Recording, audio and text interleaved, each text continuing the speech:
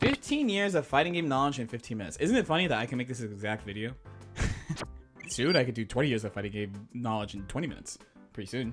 But yeah, let's see what he's got. What's good, YouTube? It's your boy Kuzco on the ones and twos, doing it big, never small. And here's a couple insights I wish I knew when I started my fighting game journey 15 years ago. Okay. Players tend to hyper focus on how they can improve their gameplay mechanically and oftentimes neglect external factors that can be detrimental to their growth. Tip number one, you're going to lose a lot. Sure. You see, fighting games are a difficult genre. It just is. The nature of it is primarily a 1v1 game as opposed to other competitive games such as your Call of Duties or your League of Legends where you have teammates. Everything you do is on yourself. Classic.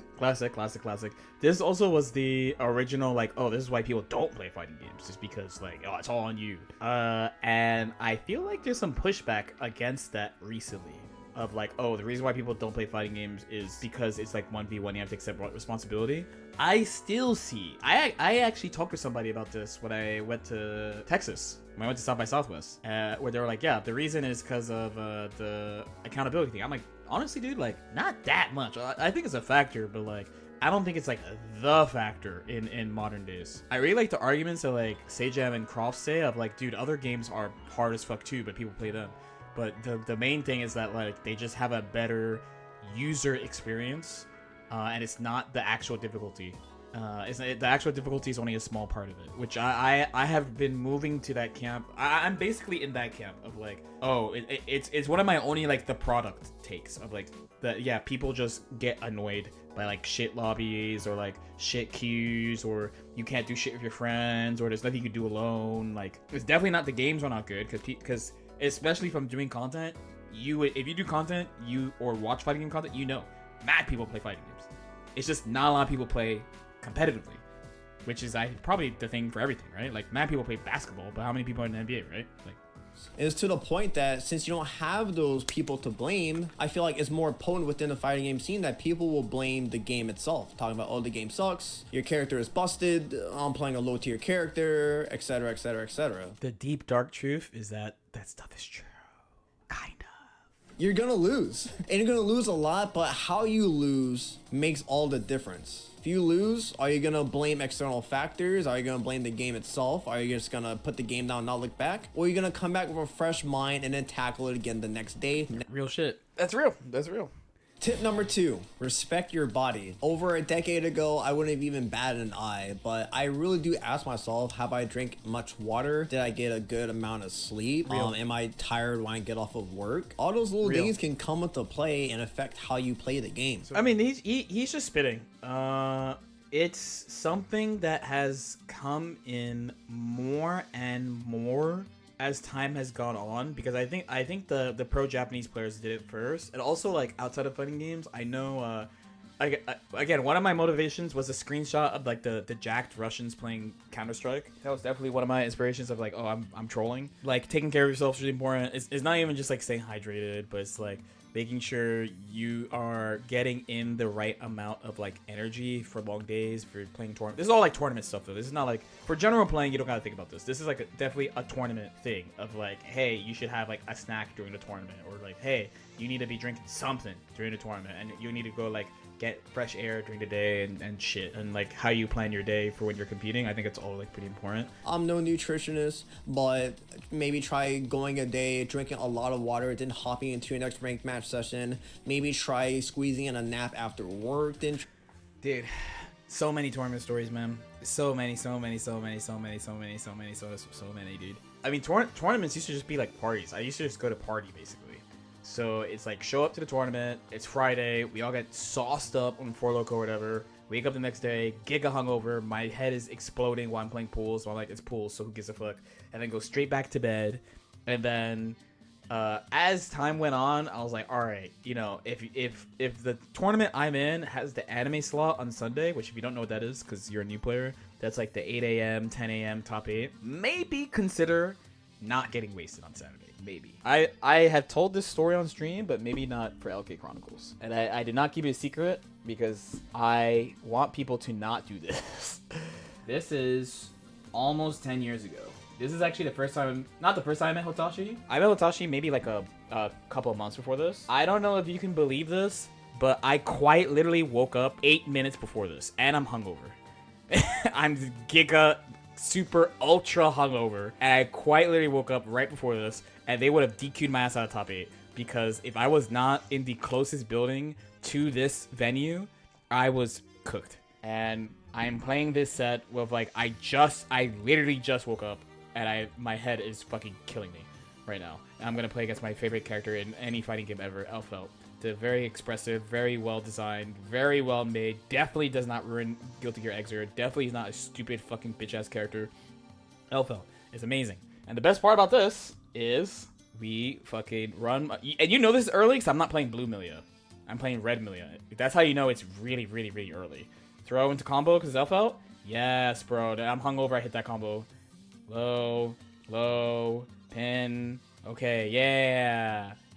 Yeah, and I'm like, how the fuck did I just win this shit, dude? How?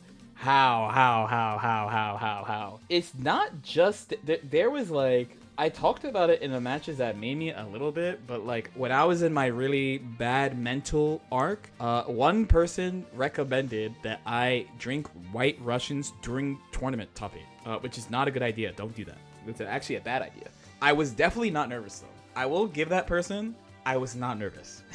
I'm almost impressed he took the advice. I was willing to try anything. I took a beta blocker once before a tournament, and that felt really weird. I didn't like it, so I was like, no, I'm not gonna do that. I like researched what people did, how people did shit, and then eventually I just got to the point between talking to, I had a friend who was like finished medical school, and he's like, you should read this book and like see what you think about it. Basically where I got to, I do this now. The reason why you get nervous is like, you know, there's something important happening, so it's like you have like this extra energy, so it's just you have to be comfortable with that feeling because you're just gonna feel that way. So you just channel that energy the best that you can, and don't be like, oh my god, I'm nervous, I hate it. It's just like, okay, this is like, it's just time to perform, and that has helped me out a lot. And that's kind of what I've been doing.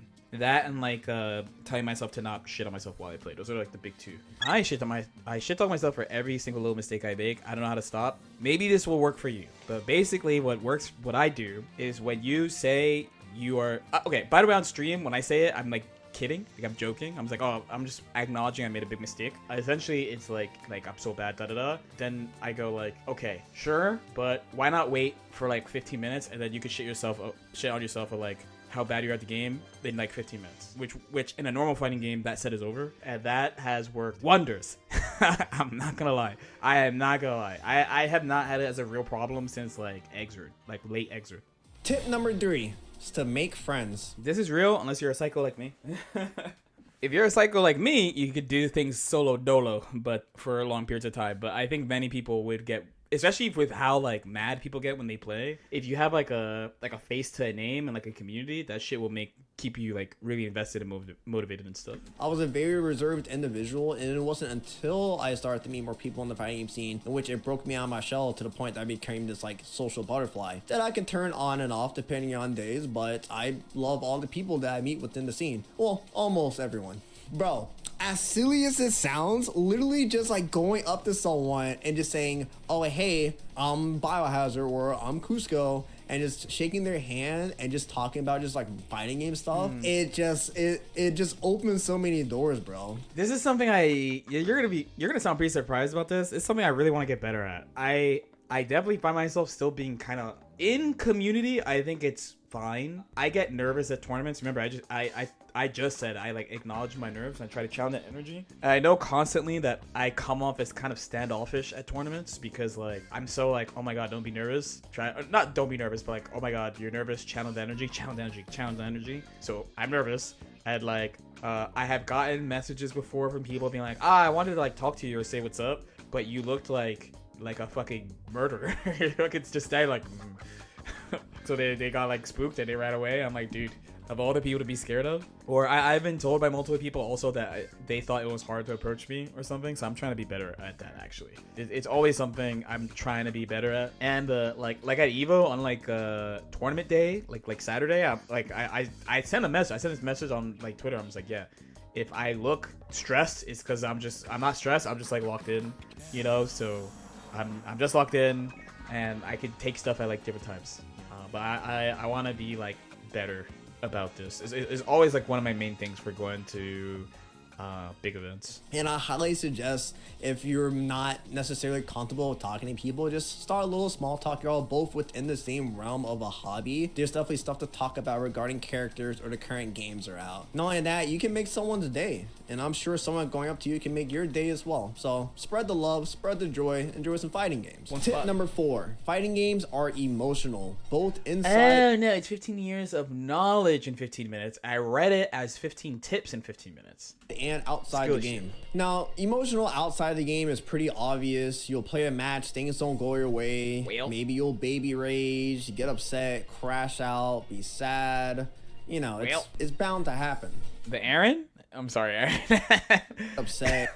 Oh my god, look at Sad Production. This shit is mad funny, huh? I know he's tight, but this shit is funny. I'm sorry, bro. One thing I believe that gets overlooked are the emotions that go into playing a match. So I'll use a couple examples. So say for instance, maybe if I jump and try to do a dive kick, but my dive kick doesn't come out, and I whiff a kick attack in the air, I get punished for it. I'm gonna be thinking, wow, I'm upset. My input didn't come out. My dive kick didn't come out. My opponent got a clear opening for something that they didn't mean to do. That has me feeling some type of way. But as I've grown as a player, I can use that against my opponent, thinking, oh, hey, I should be doing a crash out option here. But instead, I'm not going to give that to them. I know that they're going to be on the defense looking for something crazy, and I'm going to go for a crouch medium kick drive rush, referring to Street Fighter 6, because I know their ankles are going to be exposed. Yeah, this is a, you know how sometimes people are like, oh, like this player is smelling blood in the water type thing? It's like, as you gain more experience, and especially if you play a lot of tournaments, if you're trying to get better, if you're not trying to get better, it's fine. But if you're trying to get better,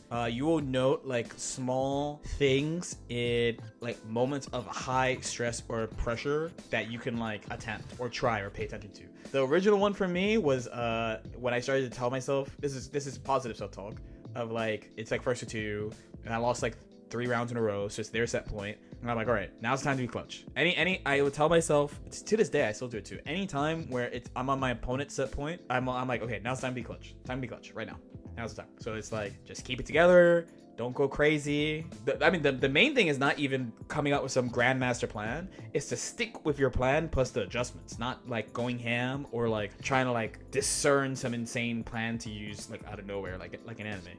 It's mostly like sticking to your game and just realizing why you're losing and just try to apply it like the same way, despite the, you know, you only have the one chance. Or how some people are like, I cannot tell you how many people I've had to tell, like, dude, it's okay that you messed up. It's okay that you messed up. Your goal is to do stuff that you don't mess up.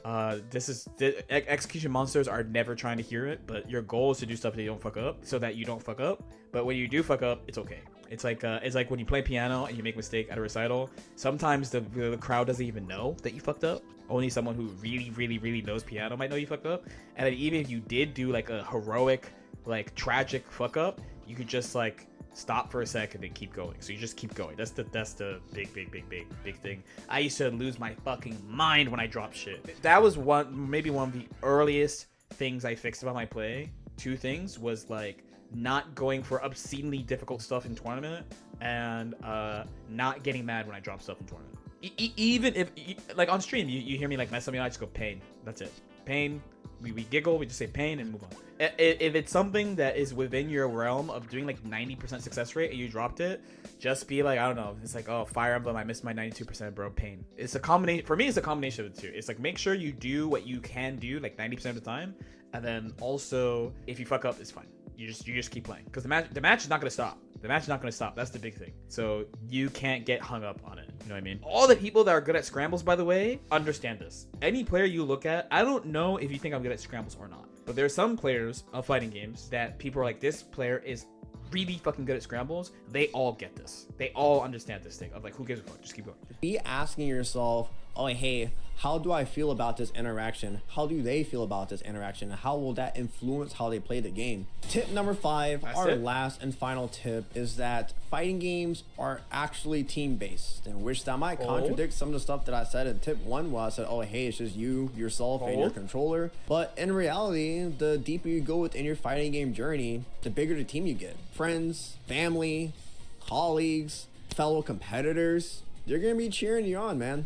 The point is, the more you play, the better you get. You're not just playing for yourself anymore. You got a whole crew. Last year, I was featured on Justin Wong's Next Up show for Street Fighter 6 for a chance to win $10,000. Unfortunately, I came up short and ended up losing, not getting the 10K. I was sad, so sad.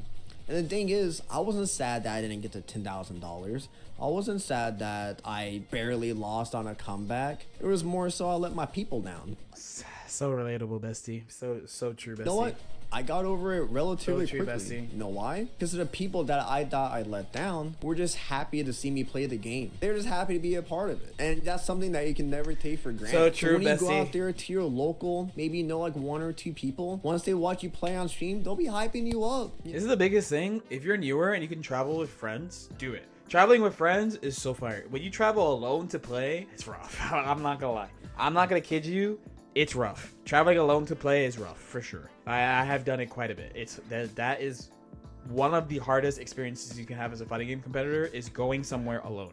That and getting far in a tournament. Those two combined. It is not easy on the mental. You need some rock solid mental. When the commentator's like, okay, I always look like a fucking killer on stage, it's because I'm trying to drown out all the shit I'm hearing behind me. Of course, we're in the YouTube era, so shout out to everyone who loves my channel. That's by far my biggest advantage in tournaments when deep in a bracket now. But like before this shit popped off, I was like, man, really out here going here by myself once again. Time to lock in. You know what I mean? This one is a really big thing. Here's a good video. He's spitting on all of them.